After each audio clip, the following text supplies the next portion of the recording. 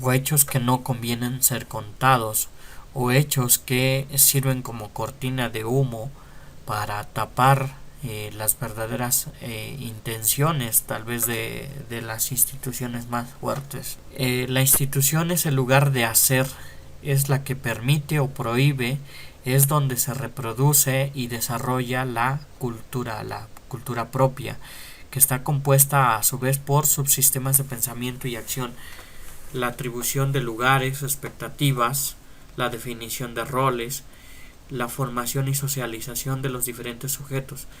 Estos tres aspectos, al conjugarse, dan sentido a lo que se define como cultura institucional. Entonces, si ustedes se dan cuenta, ya tenemos tres categorías: institución, cultura institucional, y estamos caminando, estamos descomponiendo estos elementos para conducirnos a lo que más adelante se va a definir como sujeto institucional. Y finalmente llegaremos a la definición de grupo. Cultura, sujeto y grupo. La cultura institucional se refiere a que es algo externo pero también interno, son el conjunto de prácticas, es la doble condición psíquica de lo incorporado y del depósito. Es por esta doble función que el sujeto se convierte en sujeto institucional y la institución se convierte en reestructuración y receptáculo de lo indiferenciado, de lo que se instituye. El sujeto, a su vez, forma parte de varios grupos y de estructuras, su ideal del yo tomando como referencia diversos modelos.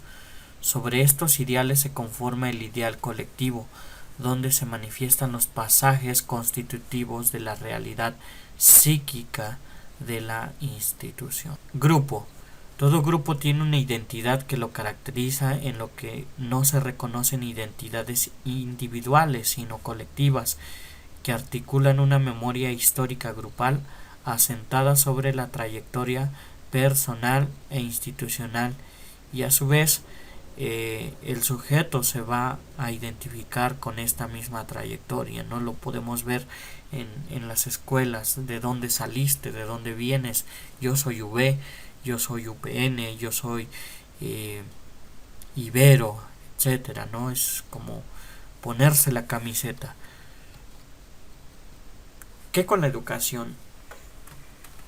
Bien, sobre la institución y sobre estos elementos que acabamos de mencionar, se dan situaciones institucionales, interrelaciones macro y microinstitucionales, y hay conexiones institucionales, ¿no?, que se expresan, por ejemplo, relacionándolo ya con el terreno educativo, en políticas educativas, reformas, la planeación e implementación, y movimientos organizativos institucionales. Dentro de la institución educativa se destaca a los profesores y alumnos para indagar las reglas implícitas y ocultas que regulan sus comportamientos, las historias y los mitos que configuran y dan sentido a sus tradiciones e identidades, los valores y expectativas que dan sentido a la vida y del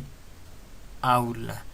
Si se dan cuenta, aquí estamos mencionando que estas reglas implican otras categorías importantes. Solo por mencionar, pues podríamos decir que la cultura de la enseñanza o cultura docente se basa en valores, hábitos, creencias, actividades, supuestos y formas de hacer las cosas. Por otro lado, hay también cultura de los estudiantes, que se caracteriza por jugar un rol diferente a la percepción de los docentes. Los alumnos ven a la institución como un lugar para socializar y no como un espacio para el aprendizaje académico. Pese a lo anterior, la cultura de los estudiantes es dependiente de la cultura de los docentes, mediada por valores, normas y rutinas impuestas por los profesores y adoptadas por los alumnos. aunque de manera simulada. Es claro y definitivo, lo menciona Remedy, que la institución es un entrecruzamiento de historias, razones, pasiones, sentimientos, ponderaciones, ensueños y acciones, donde los sujetos se interrelacionan y reconocen en el presente el desordenado deseo vivir de las instituciones. Bueno, como que todos estos elementos teóricos como que ya nos van clarificando lo que el doctor Remedy nos está tratando de decir. La revuelta íntima, el tercer apartado. El trabajo docente se concreta en el salón de clases y en planes a corto plazo con características de presentismo, conservadurismo e individualismo. Esto es una forma de mantener inalterado el contexto que dominan los docentes y evitar críticas de sus mismos colegas o realizar compromisos que los pongan en situaciones críticas. Los profesores expresan la contradicción entre el control burocrático de las instituciones que están arriba de él institucionalmente y la misión de la escuela expresada en mandatos, reglas y normas. ¿Qué implica todo esto? Bueno, le implica este condicionamiento que se mantiene inalterado, se expresa en factores como exclusión de la toma de decisiones fundamentales sobre la enseñanza, la idea que se tiene de que los profesores son incapaces de realizar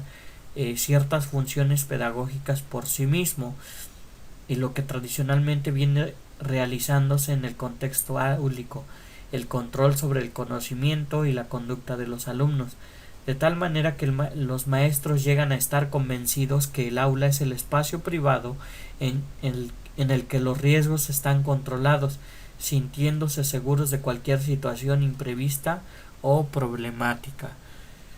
¿Qué quiere decir esto?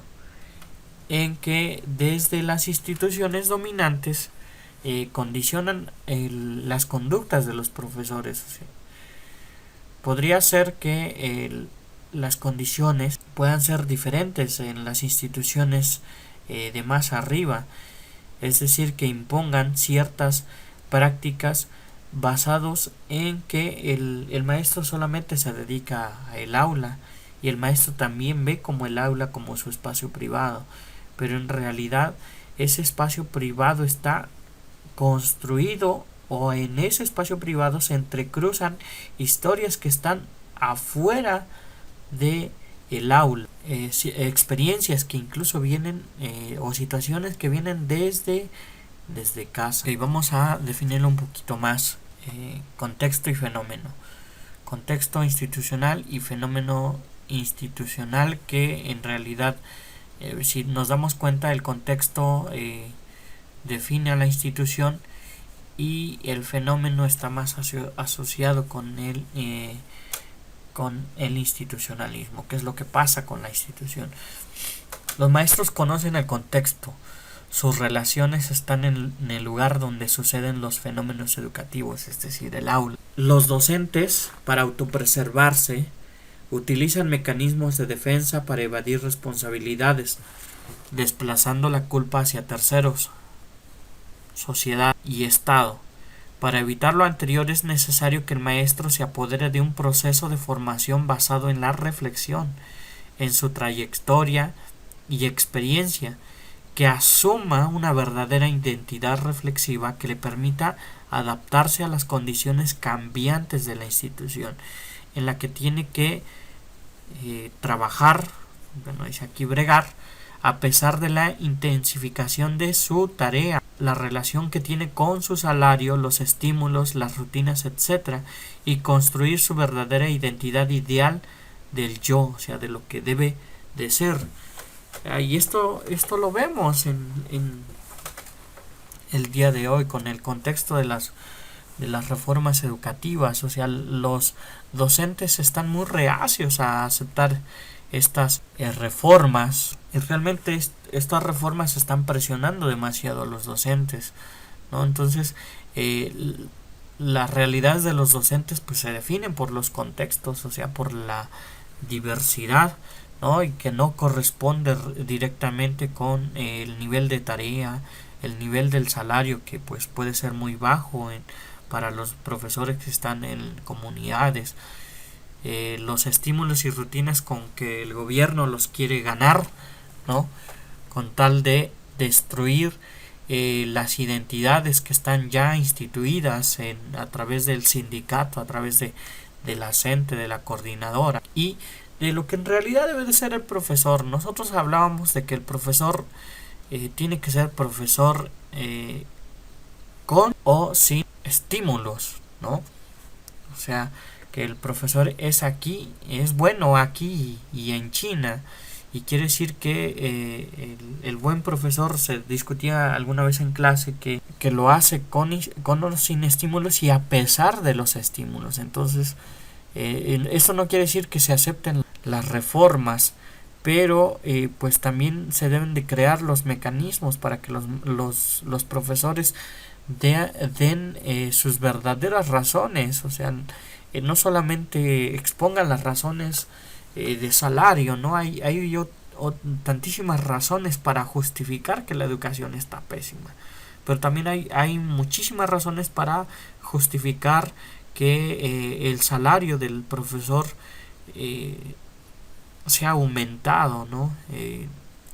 Hay muchas cosas que están en juego, ¿no? A veces las verdaderas razones se esconden detrás del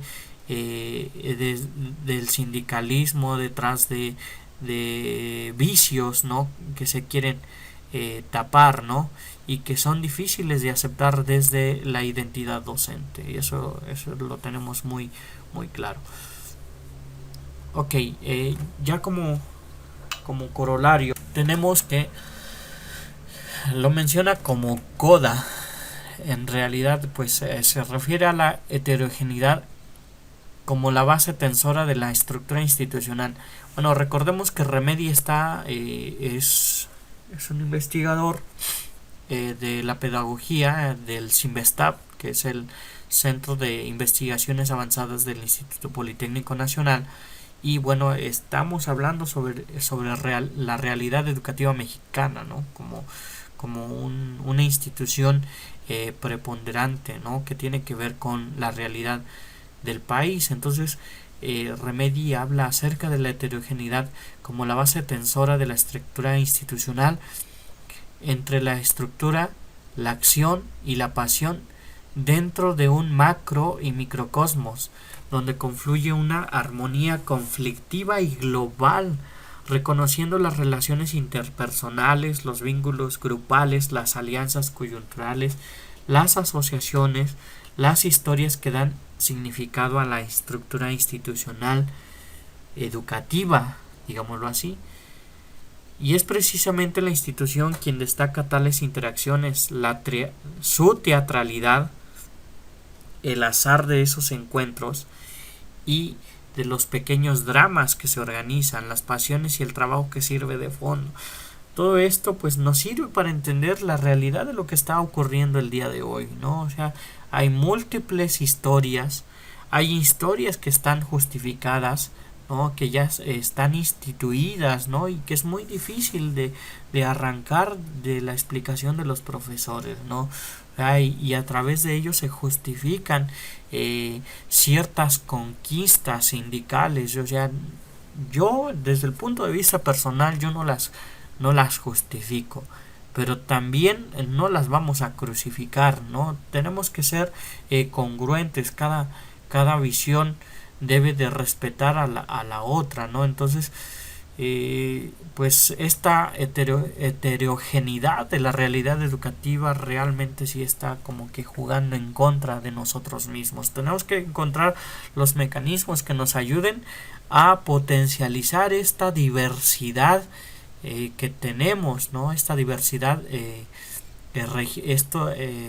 estos regionalismos que se tienen para aprovecharlos para mejorar la calidad de la educación en México, para mejorar y eliminar los vicios que se tienen dentro de la institución a nivel sistema educativo mexicano.